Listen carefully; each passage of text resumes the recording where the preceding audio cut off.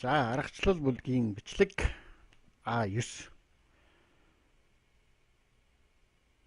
тийг оруулж байна. За, өнөөдөр хэдүүлээ техник шинжилгээний талаар товчхон ярина. За, юуны өмнө бол би номон дээр бас бичсэн, номон дээр бас зарим нэг зураг тайлбарууд байгаа учраас энд нэх их юм бол оруулахыг зорьсонгүй. За, ямар ч гэсэн биднээс бол нэг юм хідэн төгсүүдийг бол мэднэ. За, англи нэрнүүд нь байж ахт бол тэгээ Google-ээс бол янз янзын гоё гоё зургнууд бол интернетээр нэг байдаг тийм ээ. Тийм учраас та нас бол өөрсдөө олоод харчих нь үед ер нь ихэнх чинь бол тийм мэдж байгаа. За, тэгэхээр энэ төгсүүд дотроос ч гэсэн ерөөсөө цөөн хідэн төгсөн дээр бас анхаарал хандуулвал зүгээр байдаг. За, жишээлх юм бол ханш эргэхэд. За, жишээ нь энэ дээдлих биднээс манай монголчууд ч нэг шаантаг гэдээ орчуулсан байсан тий бас зүгээр онсон ч нэр юм болов. Ханш унж яваад ийм дүрс үүсгээд байвал ханш эргэхийн дохой тий. Ийм шаантаг үүсэж байгаа тохиолдолд бол магти юм уу, RCI ч юм уу татаж гаргаж ирээд янз бүрийн нөгөө divergence үүсэж гэнэ үү гэж харахад ихэнх тохиолдолд бол divergence бас үүссэн байдаг тийм ээ. Тэгвэл бас магадлалаа нэмэгдүүлэх боломжтой.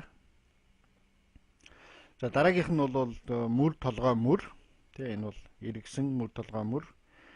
Ийм дүрс бас үүсч ивэл тэгээд энэ нэг шугамаа дээшээ эвдэж гарч ивэл энэ бол бас тренд унж явсан тренд эргээд өсөх тренд болж хувирах ийм магадaltaй гэсэн үг. За, биднээс хамгийн өргөн дэлгэр мэддэг одоо хос ёроол эсвэл гуравч байж болно те. Double bottom, triple bottom. За, иймэрхүү ботнууд үссэн байвал бас тренд эргэж магадгүй байдаг. За, энэ бол одоо өсөх тренд үргэлжлэх хэдэн төгсөд байгаа тийм ээ. За, тренд дэшээ яваад ямар нэг хай хийгнэ ш. Тэгээд higher low хийсэн ч гэсэн lower high хийгээд higher high хийгээд байвал тэгээд ийм гурвалж юм өсгөнө гэсэн үг тийм үү. Тэгээд ихэнх тохиолдолд ингэсэн тохиолдолд тренд өмнө явж исэн чиглэлийнхаа зүгт одоо иргэнэ гэсэн үг. За, дараагийн зураг байна. Мөн адилхан. За, bull flag байна.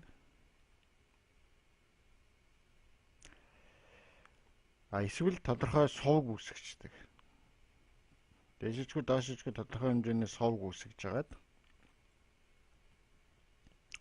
тэгээд цааш явж исэн чиглэлээ үргэлжлүүлдэг. За, тэгэхээр энэ хідэн дүрсүүд байна.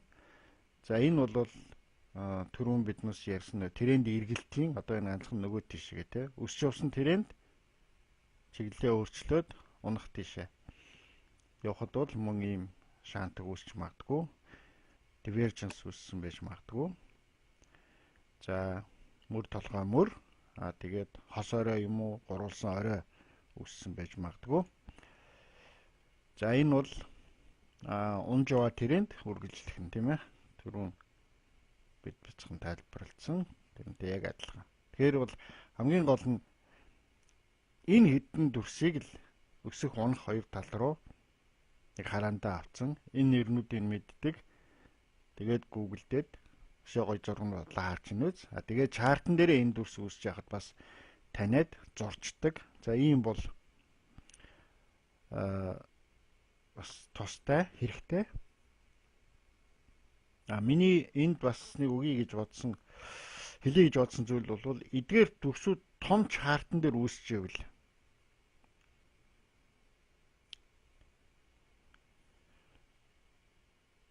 том чартан дээр ийм дүрс үүсэж явж байгаа үед чи жижиг чартан дээр арилжаа хийж байгаа бол энэ тренд шугамнууд чиний таргет юм шүү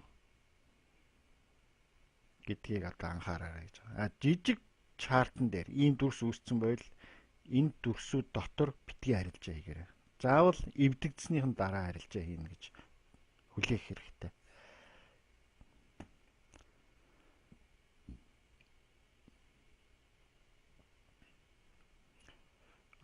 Тэгээд биднээс бас нөгөө ярьжсэн арилжаан дээр 1 1 1 2 1 3 гэх тээ. Хэрвээ ийм дүрсүүд үүссний дараа эвдэгдсэний дараа орж байгаа арилжаа бол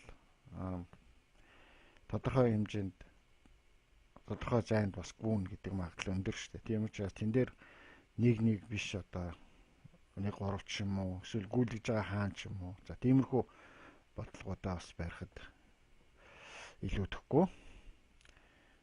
За товчхон иймэрхүү зүйлүүдийг хэлье. Тэгээ та бүхэн энэ бол их өргөн дэлгэр байдаг та бүхэн ч гэсэн мэдж байгаа. Нөгөө Compass FX-ээр ороод энэ нэрнүүдийг хийгээд бас бичлэгүүд үзсэн ч болно.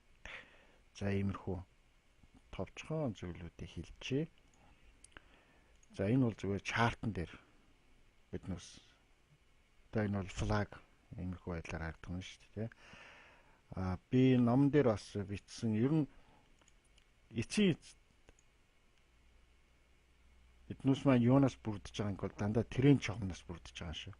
Одоо чинь хоёр оройг холбоод шугамдсан л бол юу? Энэ бол одоо юу болж унах тренд болж чинь тий. Хоёр ёроолыг холбоод татсан шугам юу юм? Өсөх тренд. Ялгаа байхгүй. Энэ хоёр оройг татсан энийг унах трендтэй яг адилхан. Энэ бол өсөх тренд байна. Энэ бол унах тренд байна. Энэ бол хоёр ёроолыг холбоод татсан юм чи өсөх тренд. Эний дээр байвал өснө, энээс доош орж иж л унах гэсэн үг тийм. Тэгэхээр эцсийн эцэд энэ ч гэсэн ингээл энэ бол унах тренд, энэ бол өсөх тренд. Хоёр ёроол холбож татсан учраас өсөх тренд, хоёр орой татсан учраас тэгэл эцсийн эцэд бол тренд шугам гэдэгтэй яг л адилхан шүү. Энэ ч гэсэн ялгаа байхгүй. Оройгуудыг холбоод татсан бол унах тренд, ёроолуудыг холбоод татсан бол өсөх тренд тийм ээ. Мөр толгой мөр дээр бол харин хүзүү шугам гэдгийг биднээс мэднэ тийм ээ.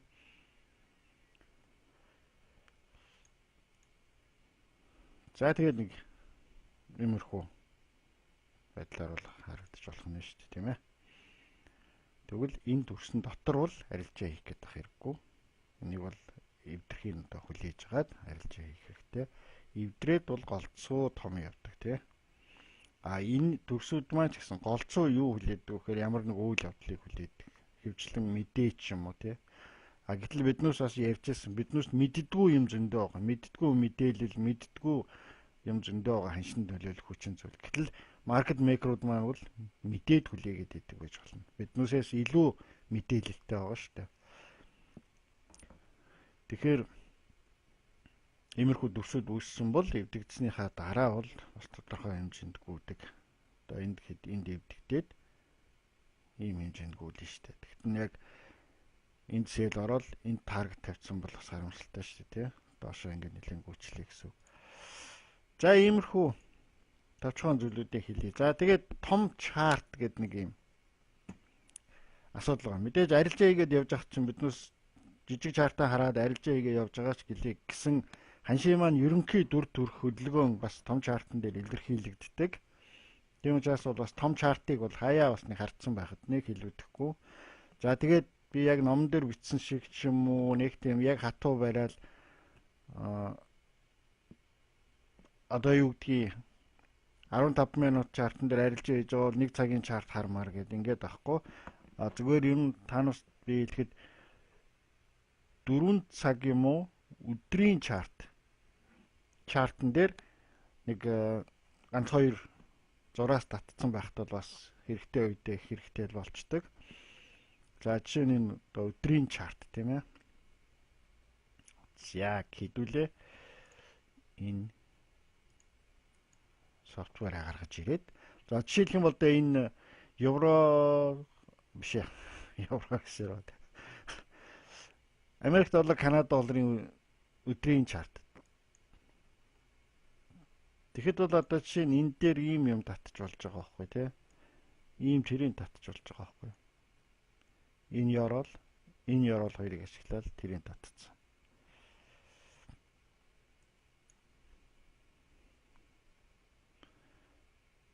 Дараагийнх нь бас нэг ийм тренд татчих болж байгаа байхгүй юу? Унах тренд татчихсан. За ийм гурвалжин дотор байна л гэсэн үг тий. Биднээс жижиг чартаа хараад арилжаа хийгээд явж хахад ханш нэг газраас ойгоод байдаг. Эсвэл нэг газар гинт чиглэлээ өөрчилдөг ч юм уу. Тэгэхэд бол биднээс мэддэггүй тий юу болоод байгааг. Гэтэл том чартан дээр маань одоо ямар нэг байдлаар одоо чинь энд байгаа шиг энэ тренд чом шалгаж идэг ч юм уу тийм юм болж явахт жижиг чартан дээр бол биднээс мэдэхгүй байх тохиолдол биш үү. Тийм учраас энийг ярьж байгаа. За ингээд товчхон ерөөсөө олон юм хийгээд ерөөсөө хэрэггүй. Харж байгаа цөөн юмаа л холбоо татаад үзээд. Тэгээ энэ хараа энэ бол одоо ийм сонирхолтой шугам болж хөвж байгаа байхгүй юу? Энэ хоёр оройг холбоо татсан нь энд ивдэгдээд буцаад энд шалгагдчих шээ. Тэгтэл энэ хоёр яроолыг холбоо татсан тэрийн шугамтай яг нэг зэг дээр таарч байгаа жишээтэй тийм ээ.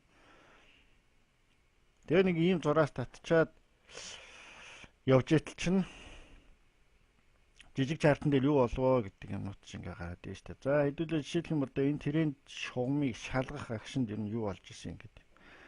Ингээд үзэж болно шүү дээ. За ингийн тулд бол энэ танаас энэ софтверийнхаа энэ онсаар гүгээд байдаг нэг шугам байдаг. За энэ яг энэ дээдлэлт нь яг энэ үнцэгт миний курсорыг хараад байгаа нэг жижигхэн саарл гурвалжин байдаг. Энийг мэдхүү.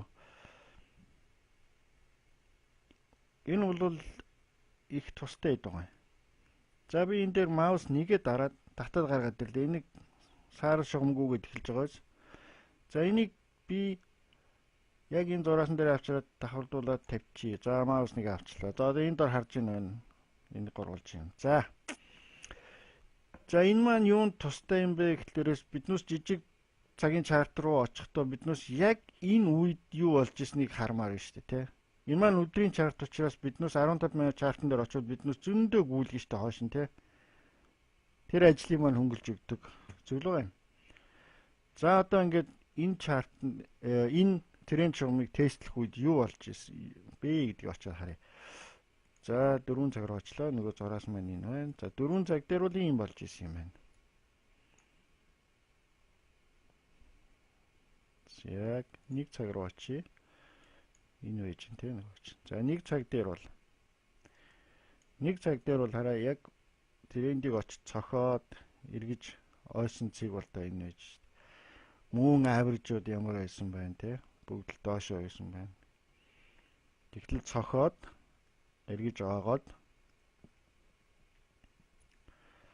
мөн авержууд маань энд огтлолцол үүсгээд тэгээд энээс цааш том мөн аверж маань одоо дороо орсон байгаас ингээд өөрөөр хэлбэл өсөх трендтэй болоо явсан байна шүү дээ.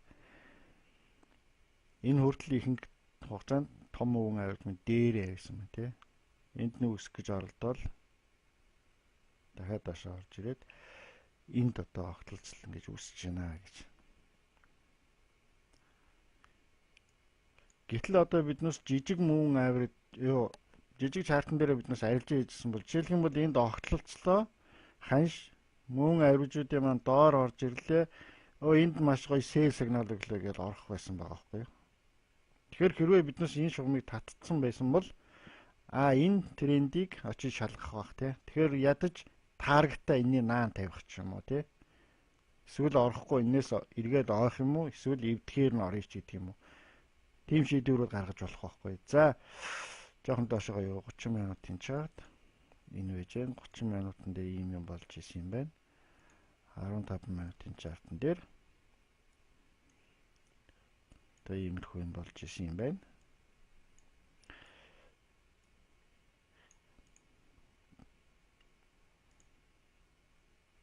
Ха 5 минутын чарт.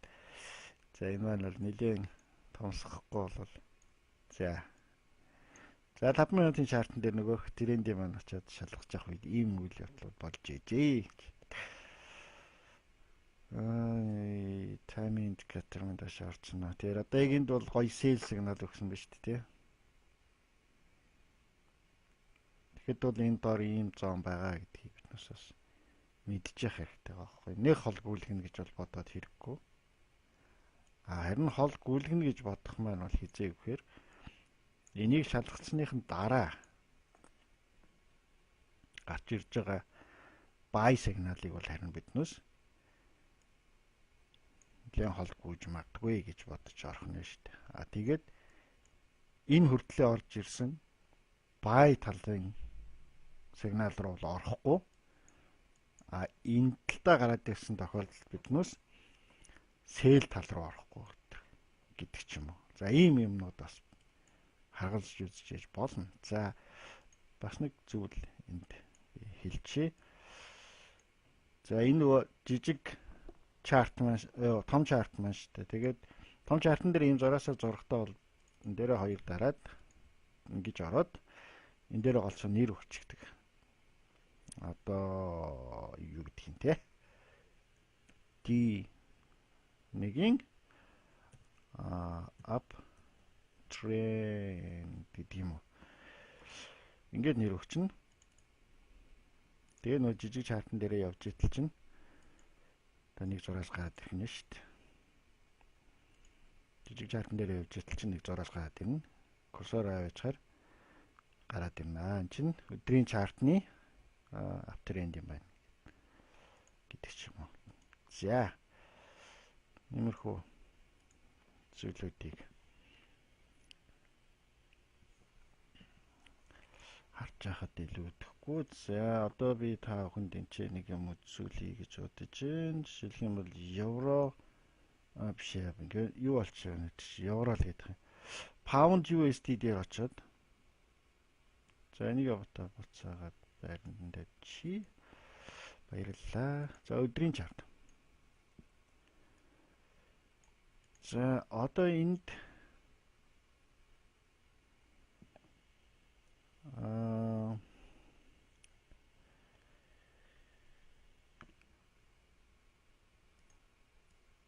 энэ зураасыг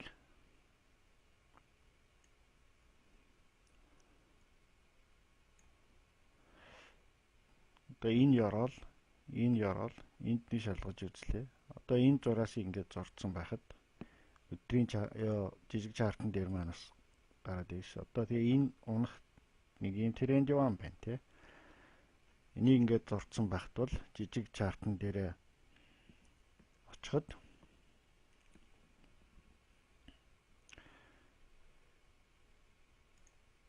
юу болж ийн вэ гэдэг нь бас харагдсан шүү дээ.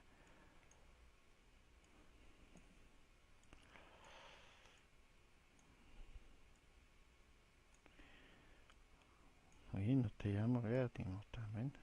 Ийм утаа байд.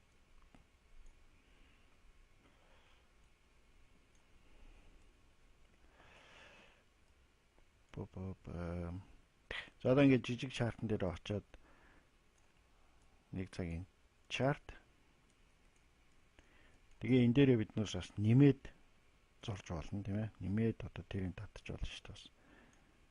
Ингээд ийм тэрийг татчих болно. Энд хос ёроол хийчлээ гэж болно.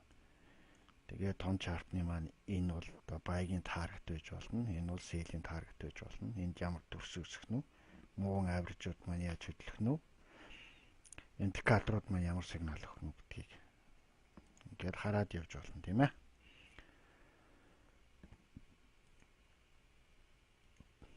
За би танаас нэг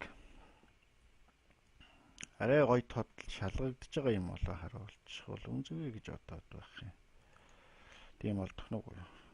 За евро yen энэ харин гоё харагдаж байна. За жишээ нь энэ харин сайн жишээ байж магадгүй. За ийм шугам татчихлаа тий. Мөн л энэ ёроолоо таач байна. Энэ ёроол, энэ ёроол, энэ ёроол, энэ ёроол гэл. Тэгэхээр энэ их сонирхолтой шатал болж хурж байгаа байхгүй юу. За тэгээ мөн л юм унах тэрийг татчих бас болно тийм ээ. За тэгээд жижиг чарт руугаа ингээд очихор чинь одоо энэ ёроол маань шалгагдаад одоо буцаад энд шалгагдаж байгаа байхгүй юу. Эвдэгдээд тий. Тэгээ одоо энд буцаад шалгагдаж байгаа байхгүй юу. Гэтэл магадгүй эндээс гинт ханш эргээд ойдог. Биднээс том чартан дээр энийг зурцсан нэг ийм шатлал байгаа гэдгийг мэдж байгаа учраас бидэнд арай илүү бас ойлгомжтой байхгүй. За эндээс бол ойж магадгүй гэдгийг За тэгэл энэ өмнөх ёроолууд байна. Шалгагдах магадлалыг өндөртэй байдаг тийм ээ. Fibonacci татж болдог. Ямар нэг шатлал бас энд өгөгдөж болно. Тэгэл moving average-удаа харна, индикаторуудаа харна, тийм ээ. Ерөөсөө л миний танарт бол зөвлөж хэлэх юм бол ерөөсөө л энэ хідэн зураас л татцаа. Нэх хүнд олон техник шинжилгээний юм хэрэглээд бол хэрэггүй. Толгой эргэхийн л нэмэр байдаг. Хичнээн олон юм харж шийдвэр гаргана. Тэр шийдвэр хотлоо талдаа л ихэнхтэй болж хувирдаг гэдгийг бол бас мэдж байгаа бах. Тэгэхээр цөөхөн юм ил хэрэглэж сурах хэрэгтэй гэж бодод байна. За энэ дээр daily. За евро USD daily дээр юу өдрийн чартан дээр ийм совг үссэн. Энэ совг бол нэлээд удаан хугацаанд барьсан шүү дээ. Ийм совг үссэн. Тэгээд moving average бол ерөөс тодорхой хөдөлгөөнгүй шин. Тэгээд энэ сувг дотор лайлаа гэж явсаар байгаа. Тэгээ одоо доошоо ивдэж байгаа тийм. Дахиад ийм тэрэн чон бас татчих болно. Ингээд хүлээж болно. Тэгэхээр доошоо ивдэглээ. Одоо биднээс жижиг дээрээ очихоор аль үжээ мэдээлэлтэй байгаа байхгүй юу? Өдрийн чартан дээр энэ ивдэгцэн одоо энэ ингээд жигээ шалгагдчих магадгүй гэсэн. За иймэрхүү зүйлүүдийг бас хэлж өгье. Тэгээд дээр нь бас за би дээр нь бас танаас нэг Fibonacci-гаар нэг Fibonacci гэдэг биднээс нэг бас таамтай юм ярьж чадаагүй те. Одоо би харин танаас нэг зүгээр нэг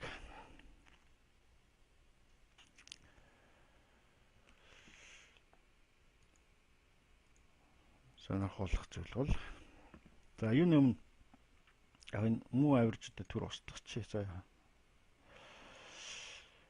муу авирчтай төр устгах уучлаарай. За тэгээд бид Fibonacci хэрэгтэй болсон. За ханш унж явж гин гэдэг чинь.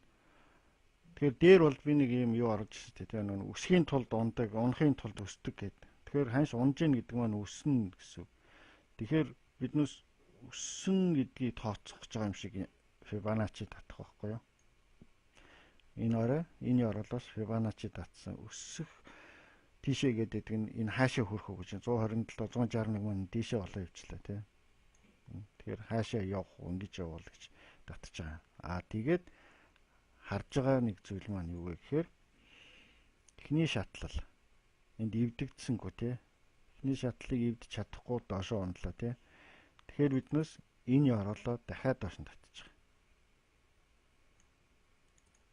Дахиад эхний шатлалаа харахад сарж гинөө. Дахиад яг эхний шатлал дээр гоос. Дахиад доошоо унлаа. Тэгэхээр биднээс яах нь одоо энэ оролыг авах нь шүү дээ.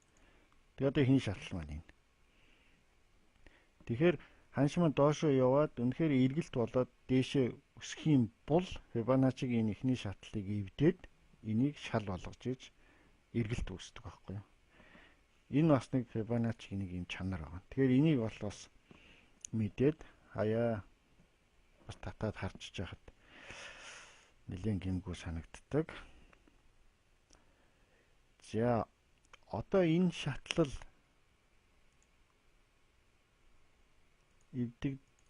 эвдэгдээд ямар ач холбогдол өгч байгааг хэдүүлээ харъя. За энэ бол танаас таньж байгаа евро USD-гийн 5 минутын доорж шин болсон хөдөлгөөн. Лондонгийн үед болсон хөдөлгөөн. За ханш Лондон нэгдэхэд энэ оройгоос ийшээ унсан. За унна гэдэг маань дараа нь үснэ гэсэн үг гэсэн тийм. Тэгэхээр биднээс Fibonacci-гаа авчираа татсан. За ийм Fibonacci татах нь шүү дээ тийм. За би жоохон томруулчихвал яадаг бол гэсэн юм бодоод байхгүй. За энэ оройгоос энлүү ингээд татсан. Тэгэхээр эхний шатлалыг эвдээд дээшээ гарсан байгаа биз? Эхний шатлалыг эвдээд дээшээ гарсны дараа энэтэй баг зэрэгцээд бидэнд индикаторууд юу өгч юм? buy сигнал гэж байгаа байхгүй юу? Buy сигнал. Тэгэхээр бид энэ candle хаагдаад энэ candle нэгтгэд buy оролт хийж болохоор байгаа байхгүй энд. Buy оролт хийгээд stop loss-а 1 2 3-аараа тавил энэ дор. Өмнөх ёроол дээр хөл энэ дор тавина. Таргетаа өөртөө зохицуулаарай. Ямар ч байсан Fibonacci чинь бол юу хэлж өгч байгаа вэ? Энэ шатал хүрнэ гэж хэлж өгсөн, энэ шатал хүрнэ гэж хэлж өгсөн. Хоёулаа л хүрлээ тий. Fibonacci-гийн эхний шатал давсан учраас шүү дээ. За ийм юм боллоо тийм үү? За тэгвэл одоо ханш өссөн. Тэгэхээр одоо унана гэж татна тий. За унах тал руу гэж татчихлаа. Fibonacci-гийн эхний шатлыг энд эвдсэн үү? Доошоо эвдсэн. Биднэрт унах сигнал өгч гин үү? Өгч гин. Тэгэхээр энэ дээр унана. 1 2 3 энэ дээр stop loss байх нь тий. Stop loss-нд хүрсэн үү? Хүрээгүй. Доошоо явцсан. Бас оролт байж болж байгаа биз? За яг ингээд нэг зарчмаар хоёр ийм оролт хийгдэж шít. Одоо дараагийн зарчманд таамс ойлгож байгаа тий. Одоо ханш унсан юм чинь өснө тий. Тэгэхээр биднээс хайш нь татах вэ? Өснө гэдэг тал руу татна тий. Тэгээд Fibonacci-ийн эхний шатлыг харна. Эвдээд гараа явчлаа. Биднээс энэ акшнд нь юу өгдөг? Buy өгдөж байгаа байхгүй. Тэгвэл биднээс энэ дээр buy хийгээд 1 2 3 гэд энэ доор stop loss-о тавиад таргетаа зохицуулж байна. Тэгэхээр энэ хоёр индикатор Fibonacci-гийн эхний шатал 3 бол бас хөөрхөн ажиллаж болж байгаа биз. За өнөөдөр та бүхэнд иймэрхүү зүйлүүдийг хэлье. Ингээд анхаарал тавьсан явдалд баярлалаа.